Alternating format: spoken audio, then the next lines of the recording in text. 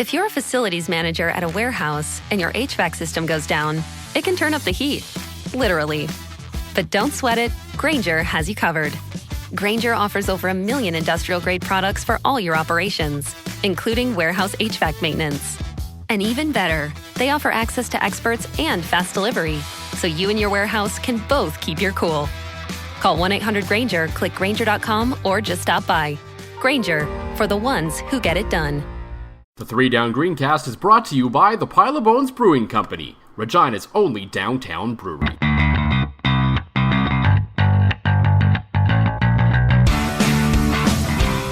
Well, a bit of a last-minute roster change this week on the 3 Down Greencast, as I've had to put John Fraser on the practice roster, or whatever you want to call it, as I can say that he and his wife Lacey have welcomed their second baby boy Connor into the world, so decided to give him the rest of the season off, essentially, as we'll be podcasting this week, and there'll be a show next week from Grey Cup. I'm not sure who I'm going to be talking to, but I'll find someone there.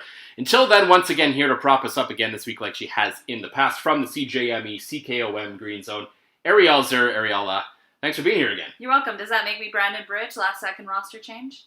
I guess in theory, but you're far better at what you do than what Brandon Bridge does. So the quality is far superior, and you can make the argument, and I think John has as well, that you might be better than him even. So really, I don't know if it's quite as inept, but considering it's a last-minute change, though, we'll get into that later. It wasn't really a last-minute change. It's still good to be here, and lots to talk about this week, as always, as we got a Big West semifinal to break down after the Rider season came to an end, and there was a bit of an availability today, as we're recording on Tuesday, and some interesting comments to come from there. But before we get to all that, as always, a little bit of a drinky poop before we get going here. Arielle, what did I bring you today? You brought me the Pile of Bones Scarth Street Blonde, which is a lovely little, I think it's a lager, I would say. It's a blonde ale. Yeah, it's a blonde ale. I'm really enjoying it. It's got a nice light taste. They say on the side that they've been toiling away to find a beer worthy of being named after Scarth Street. I think they found it. Absolutely. And I guess in John's honor, I brought his favorite beer, the Pile of Bones White IPA, just a light, citrusy delight. So as we said, the Riders, they lost in the West semifinal, and there's going to be a lot to get to on that front, a lot of it negative, which we're just, relish the opportunity to talk about how all of the negative things. It's all we really live for around here. That's a bit of a joke at the expense of Chris Jones after his comments post-game. Maybe a little bit of a heat of the moment there, but regardless, that's kind of what happened. Before we get into all that, though, I actually want to praise Chris Jones for a decision he made earlier in that week that came out after the game. He played the games, throughout the week, the will he, won't he, with Zach Collaros, and it turned out basically before the week even began that the decision was made that Collaros was not going to play in that game, wasn't going to be dressed, because there was all the signs that whether it was post-concussion syndrome or not, we don't really know, but he was still feeling something from that hit he took against the BC Lions. So Jones was getting flashbacks to what happened the week of the Ottawa game where he went out there despite not feeling great and they just got obliterated and put Zach Collaros' health at risk and all that. So Chris Jones decided, no, even though this is the biggest game of the year and you're our best chance to win at quarterback, I'm not going to put you in this game. Number one, because I think there's football reasons too. It's always better to put the guy who's 100% in the lineup. And number two, even though he's free agent at the end of the year, he's still thinking about Zach Collaros' long-term health, and he deserves a lot of kudos for that. Absolutely, and I think that's one thing that I can really praise Chris Jones about all year is he took concussions, Zach Collaros' concussion and other concussions, he's always taking concussions very seriously, Joel, and I do give Chris Jones a lot of credit for it. He says it all the time when we talk about concussions, that he treats his players as if he would treat his son, if his son was in the same situation, and so he doesn't want to put them ever at risk of further injury, of further harm, really. I mean, concussions are brain injuries, and Zach Collaros medically cleared to play in that game, but said he just wasn't feeling right, and said it felt like that Ottawa week, and that was the week that Collaros got knocked out of the game. He missed 4 games after that because he got a concussion. And I think that was a big red flag for Chris Jones that, he saw what happened to Zach in Ottawa, and he didn't want that to happen to him again. And you can't do enough, I think, to protect player safety, especially when concussions are involved. And I would think, or I would hope in a lot of ways, that Zach Collaros will take a good long look at the mirror and wonder and think about what his football career means to him and what his life could look like 20 or 30 years from now if he continues to play football. Yeah, I mean, Collaros has taken 3 pretty strong head blows this year that have led to injuries, some more serious than others, and so there's a lot of talk about his future, and we will probably get into that in a little bit, but we don't know how Collaros felt about this. We don't know if this was something that he decided to. I hope in my heart that, because he said the right things after that Ottawa experience, where he said, I should have been more forthright in how I was feeling and all of that, because he played the next game and was not good in that. He admitted that he had had a concussion since the preseason, probably, or he had symptoms of concussion since the preseason, which he hid from the trainers. Mm-hmm. So I think he has learned from that situation, Joel, because I think the beginning of the season, Zach Collaros would have played in this playoff game. Yeah, I mean, we were talking before while I hit record on the computer here, you were saying earlier in the week, you said the day 1 availability with him, you could tell, in retrospect, he was a little off. Yeah. And then by day 3, when he was available again, he seemed a lot clearer, and it was probably because he felt, okay, I don't have to worry about myself. I'm not playing. Yeah, absolutely. And there was a couple of signs, I think, from Zach Collaros in that Wednesday availability. In hindsight, he wore a cap really low down on his head, kind of to mask his eyes a little bit, and it's just his ability to, I think, in some ways, even just string together a sentence without having to think about the words that he was going to say. He just sounded a little bit jumbled. And I don't know if that was the day they decided he wasn't going to go. We couldn't really nail Brandon Bridge down on a specific timeline on when the decision happened, but what he did say was that they made the decision early enough that he didn't feel like he was going to be in limbo. Mm-hmm. And so what ended up happening was Zach tried to practice in a few practices ahead of the game and decided he just didn't feel right enough to play, and that was when the call was made. And I really do appreciate the fact that they wanted to give Brandon as much time to get into the headspace of a starter. Mm-hmm. And it was by day 3, Friday, I believe, that Brandon Bridge was taking the majority of the reps with the starters, and Chris Jones was still playing coy at that point. But as we were talking about before the show, or before we started recording, was the proof is in the practice. Yeah. And your eyes don't deceive you in those situations. No, practice never lies. It's an old thing in all of sports. If you go and you watch practice, you know who's playing, you know who isn't, whether the coach says it or not. The coach doesn't like to say it because they have their reasons. A lot of it's baloney. It doesn't really matter. I agree. Because I believe it might have been Jeff Hamilton. I could be wrong. There's a couple of Winnipeg people who said Winnipeg knew that Brandon Bridge was playing all week. So really, if Winnipeg knew the whole time, then what's the point? Yeah, we were up for dinner. On Saturday night with a bunch of the reporters that were in town, and Mike O'Shea, actually, the coach of the Bombers, showed up was eating dinner at the same restaurant, came over to the table, and we were all on our phones because Dave Naylor had just broken the story, and he was like, "What, y'all sick of talking to each other already?" And of course we're just like, "Well, it's breaking news, Mike. Have you heard? Brandon Bridge isn't playing." And he's like, "I knew Brandon Bridge wasn't playing." So yeah. No surprise to the Winnipeg Blue Bombers, whether that's because players talk to each other, because former coaches talk to each other, all of that kind of stuff, or whether they just kind of had a feeling based on what they had kind of picked up in the media and stuff throughout the week. They were unconvinced. Or maybe they sent Wally Buono's plane over, or they had the Little Blue Spies. Yeah, exactly. You never know. So it's a small league, people talk, but that's really besides the point of the whole thing. As much as we kind of get annoyed at that, it's not going to go away. I would love for there to be a forthright coach again in that sort of manner, but it's not going to happen. Coaches are the most paranoid people on the planet. Especially in football. Yes. Especially in playoffs. And in the end, it seems the gameship didn't work. No. As surprise, surprise, it didn't work. As the Rider season is now over. Some would say a little early, some would say maybe on time, depending on how you look at what you thought this team was.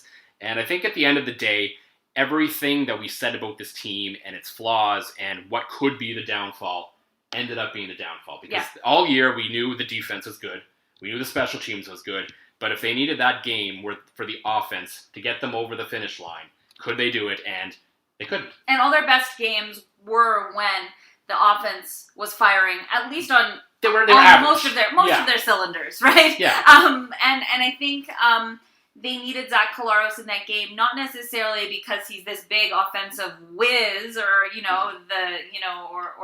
best quarterback in the league or anything, but he was an excellent game manager, Yeah. and he was able to move the football. He would have done what Matt Nichols did in that game. Absolutely, he would have done that, and that might have been all that the Roughriders needed to win that game. It would have given them the edge. They probably would have found the end zone at least once more. Might not have scored that ill-advised, or might not have thrown that ill-advised interception near the end of the first half there that Brandon Bridge did, and that ended up being a touchdown. So you might have saved them a few points here and there, may have been able to score them a few more. Yeah.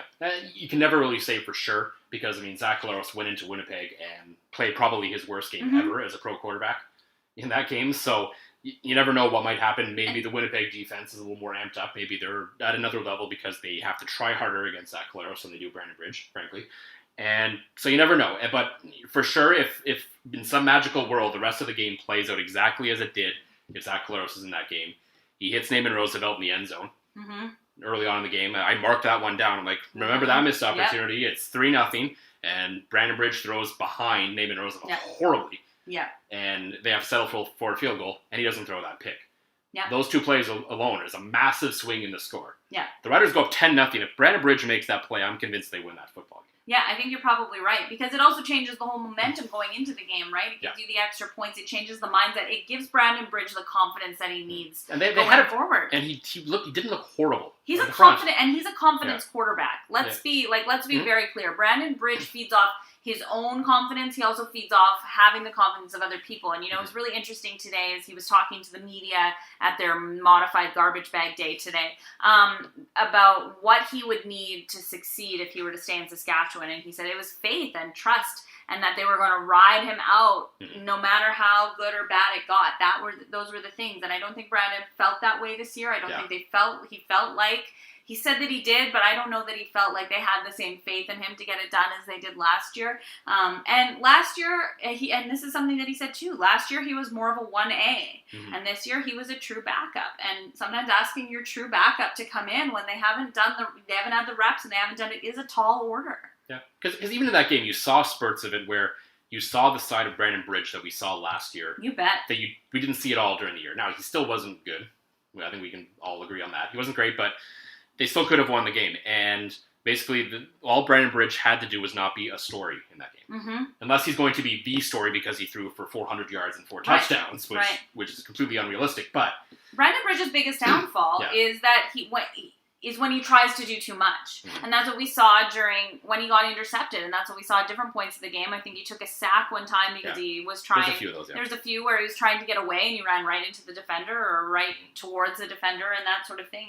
And when Brandon Bridge is just being Brandon Bridge and not trying to be the hero, he plays a decent football game. Yeah, and I think you saw signs of it early. The first 2 drives, until that bad throw to Naaman Roosevelt, I'm thinking in my head, okay, he settled in. It's not so bad. They have a chance here. He misses that throw, and then I think the next series they go 2-0, and the wheels completely fell right off. And so that leads to the questions from now, based on that performance, and I heard a lot on your post-game show. I don't want to listen to the other guys, but I heard a lot on your post-game show, and it's kind of continued on about Bridge, was his regression this year overall him, or was it coaching? I believe it's both. Yeah, I believe he stepped back a bit. I think he missed Kevin Glenn, as he was kind of a quasi-quarterbacks coach. I really think he had a better mesh with Jarius Jackson than he did Steve Walsh. Yeah, and I think that those are all of those things. But I do think that Kevin Glenn made Brandon Bridge a better quarterback. And Kevin didn't have the ego or didn't have the worry that maybe a Zach Collaros would have by mentoring Brandon Bridge, right? I mean, Kevin Glenn's went around the block a few times, whereas Collaros might have seen Brandon Bridge as a legitimate threat to his job, right? So there's a different relationship between them.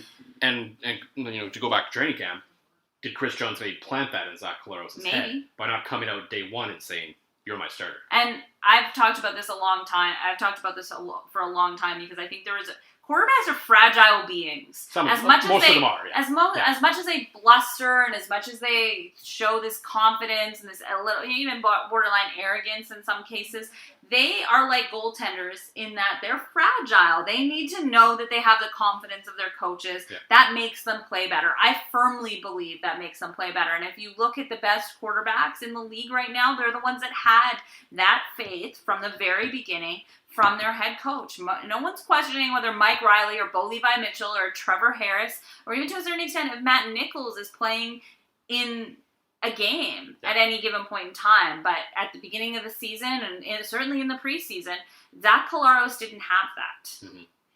No, he didn't. And we saw the progress a little bit from Collaros throughout the year when he was actually in the lineup. And so that, so we talked about Bridge. So for Collaros, the question going forward is, even if you know he's going to stay healthy for a year, which is a big question mark regardless, and I think that's kind of a scary thought for the Riders going forward onto whether they bring him back or not, and whether he should frankly even continue to play football or not. But even if you've looked in the future, you guarantee yourself that Zach Collaros is going to play, let's say, 15, 16 games next year. Mm-hmm. It's going to be at a reduced salary regardless. I don't think he could ever justify making the money he did again this year until he proves it otherwise. Did he do enough, though, still really to warrant another job with his team? I don't think so. I don't think so. I think that, did he do enough to maybe warrant a flyby from another team? Probably. Yeah. Or, like if he wants to play, I think he would get another opportunity to play in this league. But I don't think that he did enough to convince the Rough Rider coaches or the Rider fans or the Rider brass that he deserves another shot here. And in part, you can't, I don't know how much you blame it on him. You can't blame someone's, I don't know if you can't blame someone for their fragility. You can't blame someone for their being concussion prone. No, you certainly. can't, no. But you can, there are a lot of situations going on with the Rough Riders. I mean, Zach Collaros became the starter. He practiced through camp with five veteran receivers. Deron Carter, Rob Bagg, Chad Owens, Bakari Grant. I mean, those were the guys that and Naaman Roosevelt. Those were the guys that he was in training camp with. Then all of them get cut, almost, except for Deron Carter and Naaman Roosevelt. Deron Carter goes to defense very early after the injury to Nick Marshall, right? And and then Zach Collaros goes down in the Ottawa game. And all of a sudden, he's had 1 week with a bunch of rookie receivers, and then he misses 4 weeks.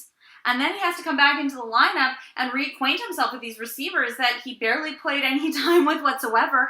And I think Zach Collaros took a lot of blame for some of the growing pains that the receivers had. Things that we don't know about certain plays and certain routes. And if you watch the game, maybe you can pick up on a few of them. But were they finishing their routes? Were they where they were supposed to be? Did they turn in the right direction? I mean, all of these things affect whether or not Zach Collaros had the target that he needed to get the ball, out of his hands. That's right. And when you listen back to some of the things that he said earlier in the season, which I have, he talked about that, he didn't throw his receivers under the bus, but he did talk a lot about them learning and being in position. I think that's a fair point, and we saw that even with Brandon Bridge. Mm-hmm. And I think there was the discussion a lot last year. While a lot of people were praising Bridge, he was getting a lot of help from a lot of veteran receivers last year. Like, let's not fool ourselves. Like, that he was maybe he looked a little better than he was because Deron Carter and Naaman Roosevelt and Bakari Grant were making circus catches time after time. Mm-hmm. And he didn't have that this year. Even when he was in there, Naaman Roosevelt was hurt half the time. Mm-hmm. And we saw in the West semifinal, Naaman was there, and that's basically the only guy he threw to. Yep. Because he knew that he's going to make the catches for him. The other guys may or may not. Mm-hmm.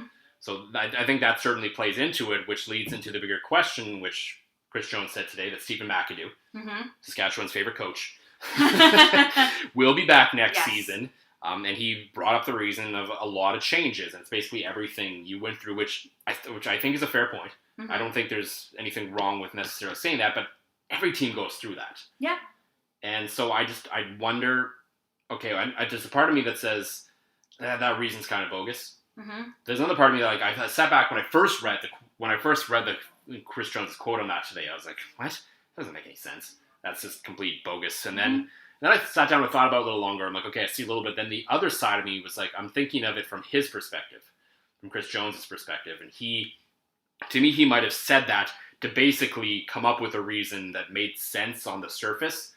because he doesn't want to throw his guy under the bus. Right. He's never been that guy. Much as, and I'm sure he and Steve McAdoo, they will reassess everything they did because Chris Jones is that kind of coach, and they'll meticulously go over everything. And I'm sure in some sort of coach's way, he's probably going to give McAdoo the riot act for how bad the offense was this year. And he's going, because of their relationship and how long they've been together, he's going to give him another chance, but something is going to have to change. He just wasn't going to publicly say that because he's not the kind of guy who's going to throw his guy under the bus. He's never been that way. And, he talked a lot about, in the postgame, what they could have done differently. And the first thing he said was, I could have coached them better. Yeah. He is that kind of coach. He's not going to throw his players under the bus. So you can't expect him to throw the coaches under the bus. Especially and especially other than Steve Walsh, his whole coaching staff has been with him for how long? Right? Well, exactly. They're his friends, right? They're the people that he depends on. They're his family. And another way I think that he really showed leadership is, we probably won't get too much into this, but the CFL football operations cap he had to fire 6 to 7 players today, or not players, sorry, coaches and football operations staff today, and everyone across the board took a 10% pay cut, and that included Chris Jones. He led by example. Well, yeah, and by cutting his own salary 10% out of everyone, he actually loses the most money out of everyone because he's probably still making around reported $750 or whatever, right? So, that's a whole other issue. There's a whole off-season talk about the ramifications. We don't even know who's gone yet and all that. And we just know it's not Stephen McAdoo. We know it's not Stephen McAdoo. We know it's not him. Right. And we assume it's probably not the VPs. And I also assume it's probably not the defensive coordinator either. No. If anything, this probably leads to a more likely than not chance that Chris Jones isn't going to give himself help on the defense by bringing in a defensive coordinator, because that's a body you have in the 11 count, right? Yes, and quite frankly, he did a pretty good job. No, absolutely. There's no reason for him to do that at this point.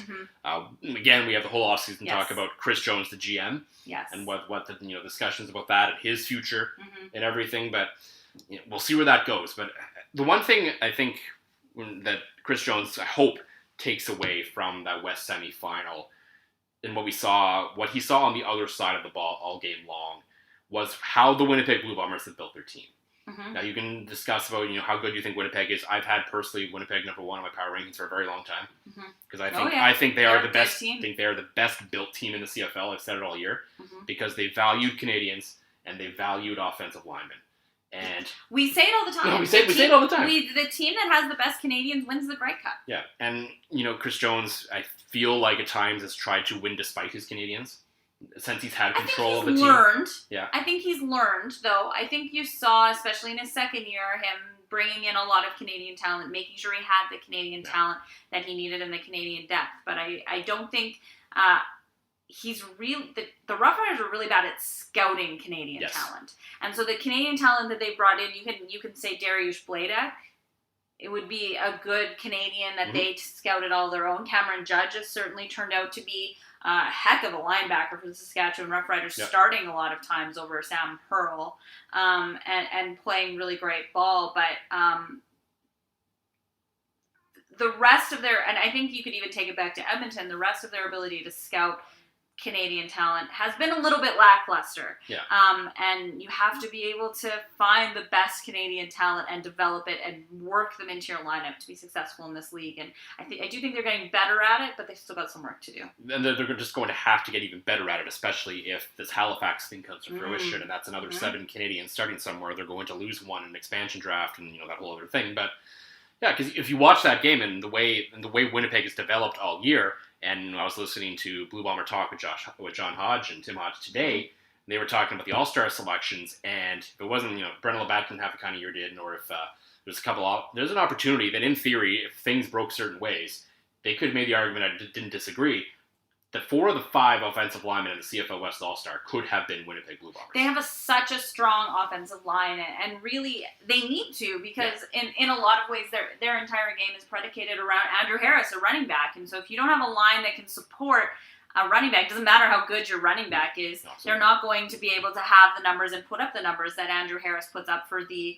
Winnipeg Blue Bombers. That entire offense is built around Andrew Harris, and so they need to have the guys around him. And the Rough Riders' offensive line, until the injuries started plaguing them, had a pretty good year, and the running backs for the Saskatchewan Roughriders had a pretty good year, but they didn't have Andrew Harris, and they didn't have the year the Winnipeg Blue Bombers did. No, I think the problem with that, I always believed the starters were there. We've talked about this tonight. I just don't think the depth was ever there. And I know it takes time to build it, but it hasn't been a priority for so long that it showed late in the year. And they tried for Philip Blake because they didn't feel like they had it, right? And then they started him ahead of Josiah St. John after which is a guy that just they once. Picked after a guy that they picked first overall in their first season. So you go back to their ability to identify and develop talent, and Josiah St. John did a serviceable job in relief. Yeah. I'm not going to say he's the most amazing thing to come out, but he also took 2.5 seasons to get to the point where they felt like they could put him in there and not be too worried about it. Yeah, and I think he got a lot of help by having Brendan Labatt in the middle. And Thaddeus Coleman on the right? Yeah, so it's still a work in progress. It's something they're going to have to identify in the offseason, and I hope because where the Riders are at right now are kind of where the Bombers were at a couple of years ago, where the Canadian talent is kind of on the rise a little bit. They're just missing a few little pieces here or there. Because that's where that eventually was their downfall, was everything we talked about all year. The offense, scoring, scoring touchdowns, offensive line depth, the whole thing. And it's funny because at the time, all the, certain section of Rider Nation is like, oh, no, it's relax, it's going to be fine. And then in the end, oh, look, everything we talked about ended up happening. Ended up being the dog with the fire around us. Yeah, but still, despite all of that, in that game, they were still just that one big play away. And I know. Because of everything they've done this year, when I was sitting there like late in the game, I'm like, here it comes. There's going to be the return. There's going to be picked. There's going to be something. But it just didn't happen. You depend on, and the Roughriders depended on their defense to make that big play. And not only did the Roughriders depend on their defense to make that big play, and usually they did, the defense expected it out of themselves. When they lost games because there wasn't an interception, or there wasn't a big knockdown, or there wasn't a forced fumble, or whatever it was, they were down on themselves about that. That was the expectation that they had for themselves, that at least once a game they were going to make that big play. They were going to be that deep difference maker. If their offense couldn't do it, they were going to pick up the slack for the offense and make sure that the game was won. They prided themselves on that, and they did a heck of a job. Yeah. Chris Jones set a goal for the defense at the beginning of the year that he wanted them to score 10 offensive touchdowns. Well, they scored, I think, 11, and then there were 4 on special teams, I think. Yeah. So they blew that out of the water. And this defense, and a Chris Jones team defense will always is the heartbeat of this team. And it will be really interesting to see what changes come in the offseason and how costly those might be. But I've never really been concerned about Chris Jones' ability to find defensive talent. He seems to find it wherever it lives, under whatever rock in the States they come from. And put together one heck of a team, defensively at least. Yeah, and he's going to have to do it again, because we've seen the free agent list. There's a lot of big names on there. There's guys like Willie Jefferson and Antigua and these guys. Samuel Aguavin, like they all could be heading south. And I think there's questions about going south and how realistic it is for these guys to really make teams, because a lot of them don't end up doing it. It's really interesting because Chris Jones said today in his big debrief with us that he does try to educate the players a little bit, but listen, if they're not offering you a lot of money up front, the chances that you're going to make the team and play football in the NFL are very, very slim if you're not getting that upfront money. But he also understands that spending a certain amount of time on a practice roster or spending a little bit of time with the team, that's money that he can't offer his players, and that's money that can change their lives. So he also doesn't fault them for that sort of thing either. Yeah, I think guys like Aguava and Antigua that haven't been there yet really will take that shot. I think it's more like that's one of those things where you look at a guy like Willie Jefferson and you say, okay, you've been down there, you've been through the grind of an NFL camp.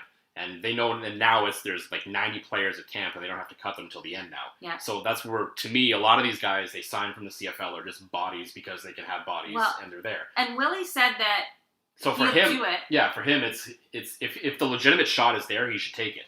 If it's not, I think his best chance still might be to stay up here. Well, and you know what? And that's kind of basically what he said, is that he would go to the NFL if it was easy, basically. Yeah. If the opportunity wasn't going to be going, you know what I mean? If they had the faith in him from the get-go that he was going to be part of it, and he wasn't going to have to go through that 90-man grind and end up getting cut, you know what I mean? And he would much rather play in Canada. He loves it here. He moved his family up here for the regular season, and he's really happy with Chris Jones as a coach. They have a very special relationship, the two of them. Yeah. He was the first person that ever called Chris Jones loving in my presence. You know, he considers Chris Jones like a father. Yep. And you can see that bond between them. You see the way Chris Jones talks about Willie Jefferson. So I think Rider Nation probably doesn't have to worry about Willie Jefferson going anywhere else other than the NFL. Yeah, that's fair. And I think there's guys like that around the league. Like, I think if you look at the example of that, it's probably everyone's talking about these free agent quarterbacks and how they're all on the market this year. And sidebar, I think Mike Riley is a guy who should go to the market. Just because I think it would be great for the CFL for once to see one of these guys move and energize a market. Yeah. I think that'd be great. It rarely ever happens, so it would be amazing. From an outsider's point of view, as an Eskimos fan, you'd hate it, but as from a fan of the entire CFL, it'd be great to see finally the John Tavares moment or the LeBron James moment of this big name taking free agency and taking the money and going somewhere else. But on the other end, I think there's the example is Bo Levi Mitchell in Calgary. He's not going anywhere. He's going to the NFL, or that contract is already in John Hofnagel's drawer unsigned. And once the new CBA is signed, they'll tweak the numbers a little bit, make it work, and then he'll sign it. And Absolutely. Back and and that's kind of how it is in Calgary overall. Yeah, exactly. Yeah, so where the Riders go from here, we don't know. And it's going to be an interesting offseason. And with the number of names and the number of opportunities, and really we don't really know how the CBA is going to look, it could be a while until really we figure anything out. And I think the question right now is, can this team be better next year? And I don't know. Yeah. To me, it almost feels like the last couple of years were the peak. Yep. And they might, in this Rider Nation, might not want to hear this right now. It's a small rebuild year, I think. Not like a major rebuild year. They don't need to tear it down and start over, but I think there's a retooling year, and right now I'm willing to say we'll have to see how the offseason plays out. Maybe by some miracle they land Mike Riley and that changes the conversation. Yeah. But I would not be surprised if they didn't make the playoffs next year. Keep in mind that there are a lot of players signed through 2019, and next year's free agent list might look a little even scarier than this year's looks in a lot of ways, because there's still a lot of those players are signed through 2019, and so through 2019 means next year could also even be worse than this year. But I think priority number one for the Saskatchewan Roughriders is to find a quarterback that can win you some football games again, because, and Chris Jones said it today, quarterbacks are what win you football games in this league, and you can have the best defense in the league, which I believe the Saskatchewan Roughriders did, at least when it came to making the big plays and making a difference in the game, and you still can't make it to the Grey Cup. You need that quarterback. Yeah, in kind of if you look at the season, losing in the West semifinals, technically a step back from what they did by reaching the East final last year. But I'll always say overall, I think the team progressed in a lot of ways. And as Chris Jones actually said in the postgame, Ottawa was a way better team. Yeah. Winnipeg was a way better team than Ottawa was. And I will always say, for me, and this involves not just football but all sports, playoffs aren't really about determining who the best team is. True. It's one game or 4 games or 7 games. It's all luck. It's all about deciding a champion, but not necessarily the best team. And it's always about the grind. Yeah. And it's always about who's less injured than the other team in a lot of ways too, right? Who is able to make it through the regular season with the least amount of injuries and is able to push through it through the grind of the playoffs.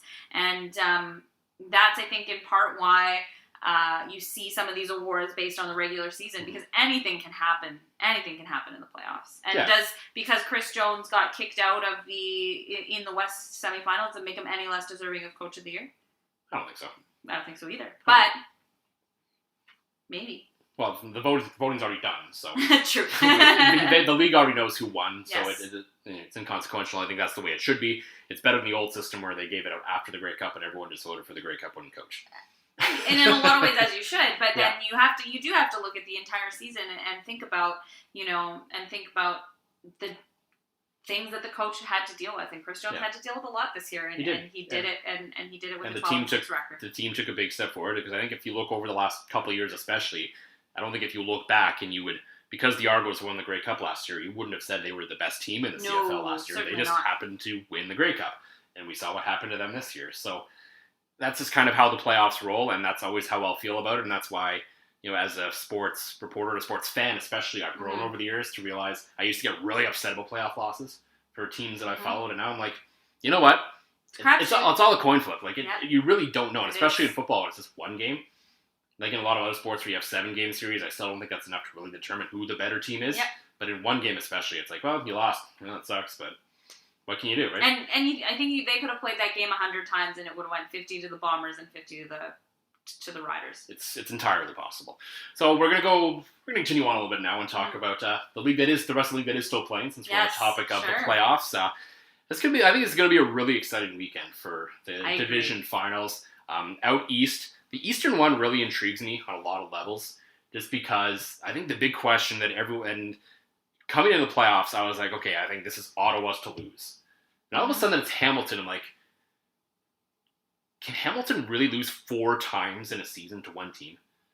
If you only lose 4 times in a season to one team like that, it's almost like the odds are in their favor, right? It seems like impossible to do. We've seen teams lose 3 times in the CFL and the NFL. We've seen it happen about 4 times in 1 year to the same team.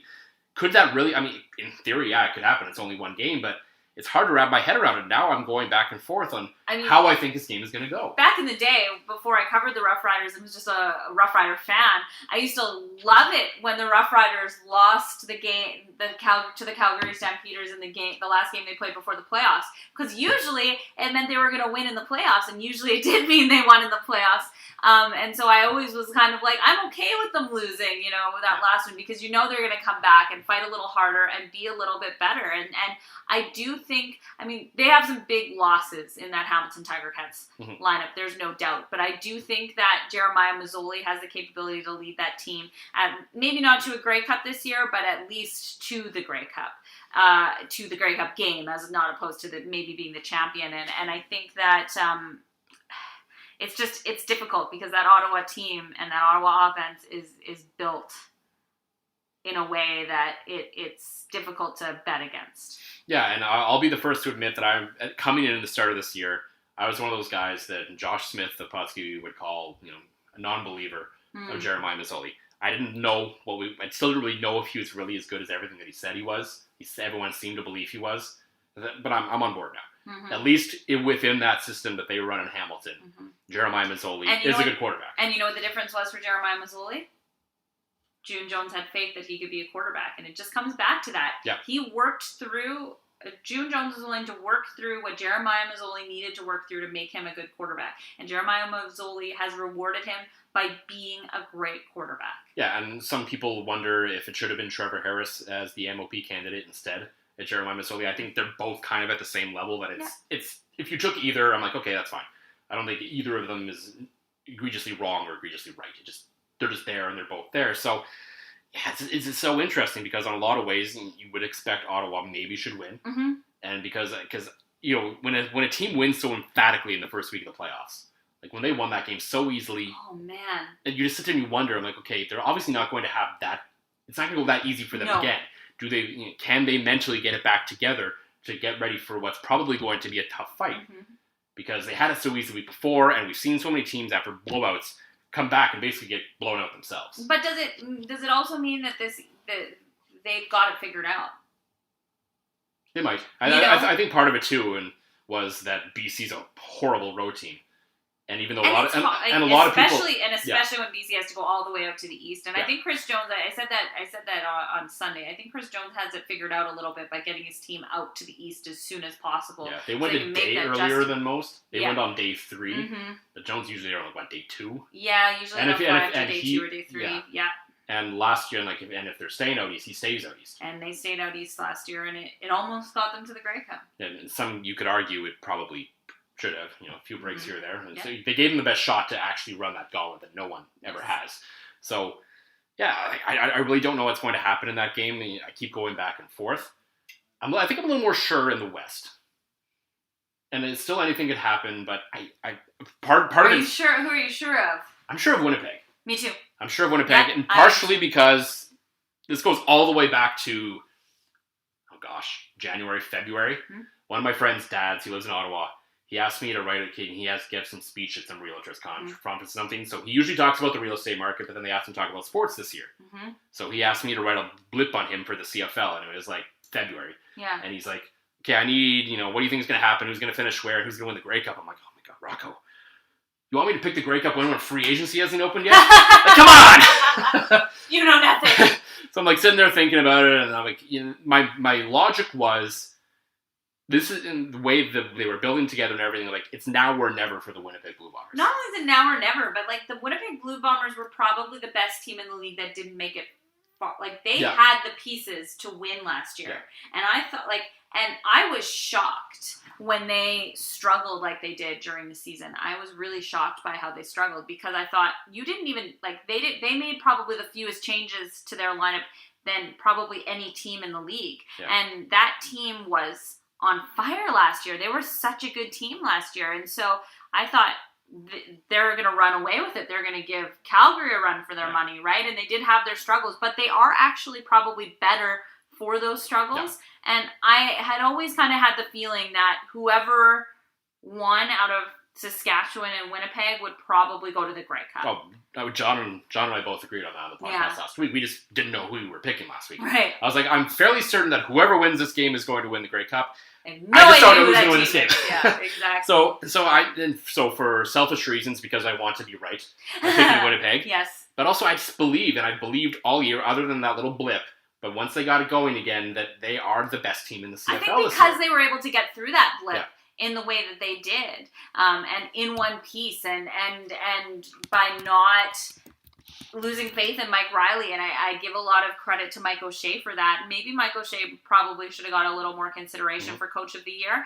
But, I mean, the way they were able to come through that and be better as a team, even if the team was falling apart at that point, they were able to push through that and become what they are now. And Calgary, when they're losing, falls apart. It's not the same, right? And I don't think that even though they were able to come back and win that last game of the season, I don't think it's the same rally that the Winnipeg Blue Bombers had. And so I think the Winnipeg Blue Bombers have what it takes to not only go to the Grey Cup, but maybe even win it. Yeah, and I think it would be a great story at the end of the day. It's been so long, and Hashtag 1990. Hashtag 1990, yeah. And so I put out the power rankings of my own of what the Grey Cup matchups I want to see, and Winnipeg Hamilton was at the top because at the very least, someone's drought is going to end, and we're going to see a champion we haven't seen in a long time. After that, we went to Calgary Hamilton, just because the thought of Calgary losing to a team from Ontario that was 500 below for the third straight year would be hilarious. It would be so funny. Ottawa Winnipeg would still be a great game, and then I'm just like Calgary Hamilton. Calgary Ottawa, I don't want to see that again because we saw that like 2 years ago. Yeah. So it's all building toward that, and and it's not to say that Calgary can't win this game. No, certainly not. They're the best. I mean, they've been the best team in the league. They certainly deserve. Figure it out, right? They certainly deserve the benefit of the doubt. This isn't going to be a Winnipeg blowout, putting a stretch of imagination. The weather should be better for them, from what I've seen in Calgary this week. 15 degrees, I think. Yeah, so the elements won't play as much of a deal, but again, maybe that game for Winnipeg was another battle scar on them because they knew that game wasn't going. No one was going to put up 30 points in that game. Yep. And they got through it, and they fought, and they had to play a strong game and not make a mistake to do it. And that's how you have to play against Calgary, and they did it. There's a big question, and I haven't heard. I was a little tied up with the Roughriders today, but Adam Bighill and his status. Yeah. And that could be a big game breaker. It could be, yeah. For the Winnipeg Blue Bombers, but again, Mike O'Shea could be playing the games like Chris Jones did, but if he is, hopefully he has a little more success than Chris Jones did.